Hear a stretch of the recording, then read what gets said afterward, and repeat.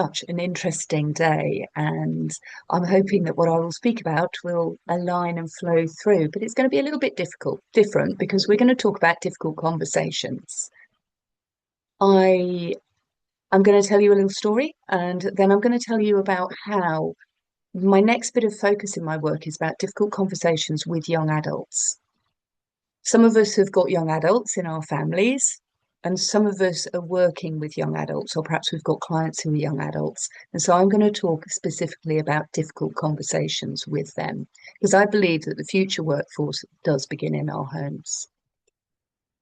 So when I was a child, I went to lots of different schools, and every time I went to a new school, it was like stepping into alien territory, and I did it 11 times before I was 11.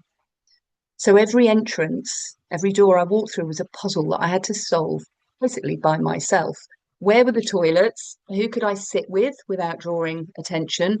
What teacher might even remember that I was a new person? My uniform was, well, it was often stained, it was mismatched. My hair was tangled. We lived on a boat. I often was covered in salt. I looked different. I smelled different.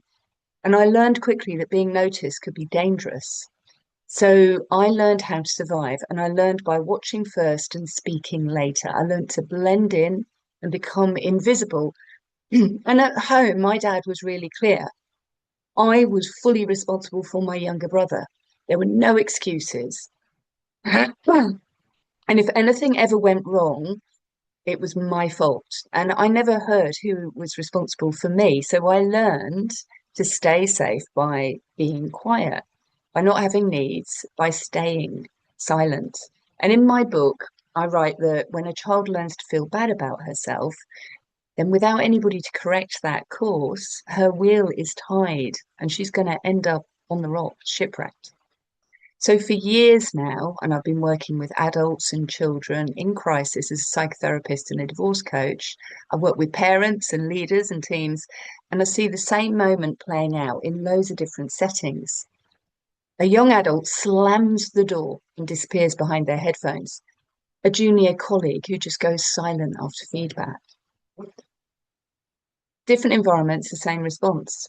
And our instinct is often to look at that behaviour and think they are the problem. They are too sensitive, too entitled, unable to handle friction. You know, that awful phrase, snowflakes. And after 25 years of working with families and organisations in breakdown, I can tell you this, it's not about the young adults. The CIPD reported that almost half of workplace conflict in 2024 stemmed from, and you'll guess this, communication breakdown and emotional overwhelm. It's been something we've been talking about today. And these struggles, they don't begin at work, they begin at home. Because we're raising, those of us who have children, we're raising adults in a way that most of us were not raised in. We encourage them to speak up. We were told to shut up. We encourage them to express their feelings. We were told, if you can't say something nice, don't say anything at all. We encourage our children and young adults to question authority, and we were taught, respect your elders. You may be physically chastised if you don't. And we teach them to believe that their voice matters. We were trained very often to be seen but not heard. And this is a positive shift, what we're doing.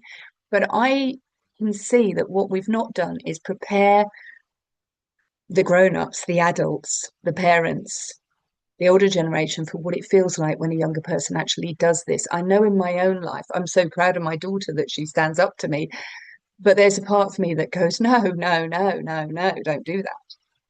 So when she disagrees with me, sometimes it makes me feel guilty. It feels personal because I was raised to comply. I was raised to stay silent. I was raised to manage myself alone. And so we're now parenting, mentoring, and we're managing people who were taught to do quite the opposite.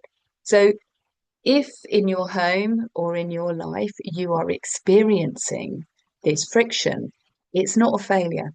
It's not their failure and it's not our failure. It's the gap between two different models. This is what I've seen. Two different models of how to be a human, how to raise a human. So when that door slams, when the silence descends, the most important question is not what's wrong with my child? What's wrong with that person? blooming young people. It's, I believe, how did I enter the conversation? There's an amazing researcher, John Gottman, and he does research into emotional intelligence. He has studied thousands of interactions. And what he says is that it isn't our intention when we step into that conversation that shapes the conversation. It's how emotionally regulated we are when we show up.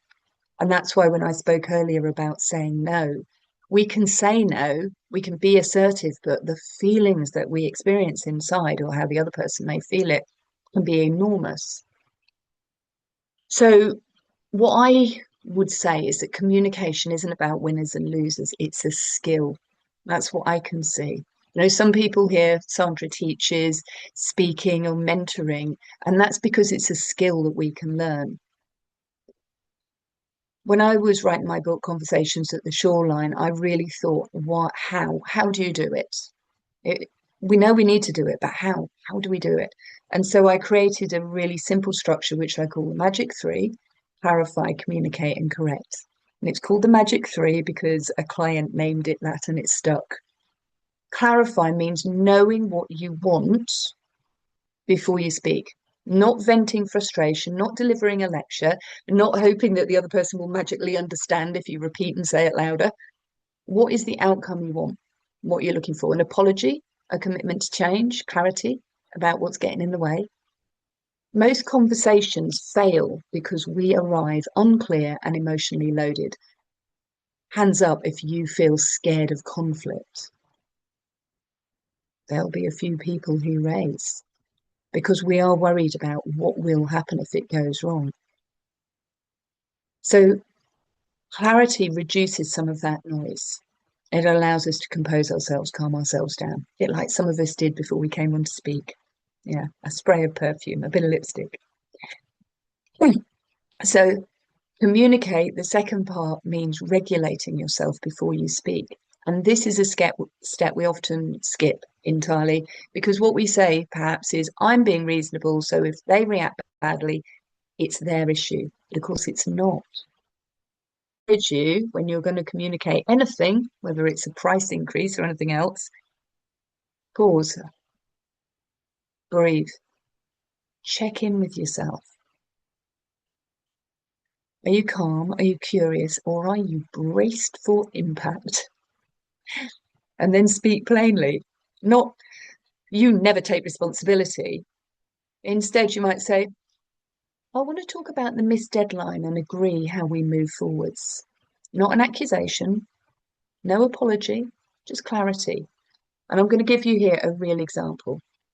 So I had a father who I was working with through his divorce. I work with a lot of men, in fact, mostly men, because they often don't know how to do this. But anyway, there was a father and he came to me with his 20-year-old son who'd moved back home. And every evening was making food and leaving the kitchen in a real mess. And the dad had been stewing and stewing on this for ages until in the end he just exploded.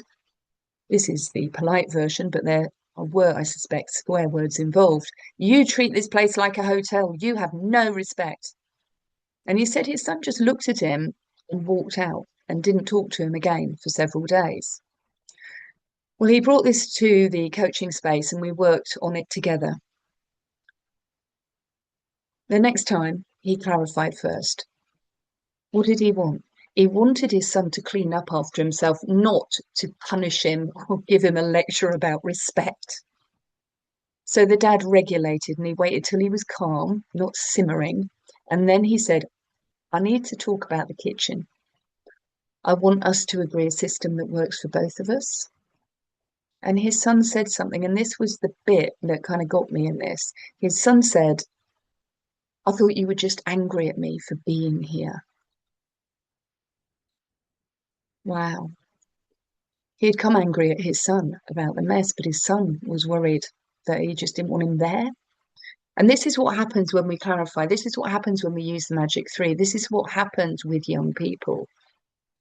Correcting means repairing when it goes wrong, because it'll go wrong. This dad had to go back and have the conversation again because he said something clumsy and it wasn't what he meant, and defenses rose and the moment just wobbled. And that's where most people stop. They retreat, they blame, they decide the other person is simply impossible.